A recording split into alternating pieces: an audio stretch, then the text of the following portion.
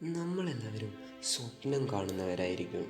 ഒരു തോൽവിക്ക് ശേഷമുള്ള വിജയത്തെ ആസ്വദിക്കാൻ ആഗ്രഹിച്ചു കാത്തിരുന്നവരായിരിക്കും നമ്മളിൽ പലരും.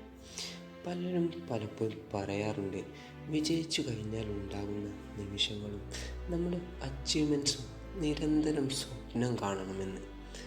അങ്ങനെയെങ്കിൽ ഒരു പരാജയത്തെയും നമ്മളെ തളർത്താൻ കഴിയില്ല എന്ന്. അതെ, അതൊരിക്കലും ഒരു ചെറിയ കാര്യമല്ല. ഒരിക്കലും ഒരു സ്വപ്നം മാത്രം കണ്ട് സ്വപ്നത്തിൽ മാത്രം ജീവിക്കരുത്. അതിനുവേണ്ടി പണിയെടുക്കണം, ആത്മാർത്ഥമായി പരിശ്രമിക്കണം. എങ്കിൽ നിൻ്റെ ജീവിതത്തിലേക്ക് നീ സ്വപ്നം കണ്ട സ്വപ്നത്തിൻ്റെ വാതിൽ തുറക്കുക തന്നെ ചെയ്യും. സെൽഫ് ഡൗട്ട് തുടക്കത്തിലൊക്കെ നല്ല ആവേശമായിരിക്കും, തീരുമാനങ്ങൾ എടുക്കാനും പ്ലാനിങ് ചെയ്യാനും ഒക്കെ. പക്ഷേ കുറച്ചുകൂടെ മുന്നോട്ട് പോയാൽ നമുക്ക് തന്നെ സംഭവിക്കുന്ന ഒരു തരം വ്യാധിയാണിത്.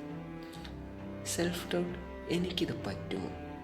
ഞാനിത് ഉപേക്ഷിക്കുന്നതായിരിക്കുമോ നല്ലത്? ഈ സെൽഫ് ഡൗട്ടിനെ ആദ്യം തന്നെ നമ്മുടെ ചിന്തയിൽ നിന്ന് തുടച്ചു നീക്കണം.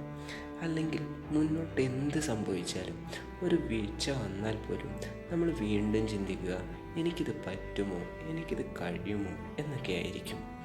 നമ്മൾ ആദ്യം മനസ്സിലാക്കേണ്ട ഒരു കാര്യമുണ്ട്. നമ്മളൊരു കാര്യത്തിന് വേണ്ടി ആത്മാർത്ഥമായി പരിശ്രമിക്കുകയാണെങ്കിൽ, അതിനെ അത്രമേൽ കൊതിക്കുകയാണെങ്കിൽ നമുക്കത് നേടാൻ സാധിക്കും.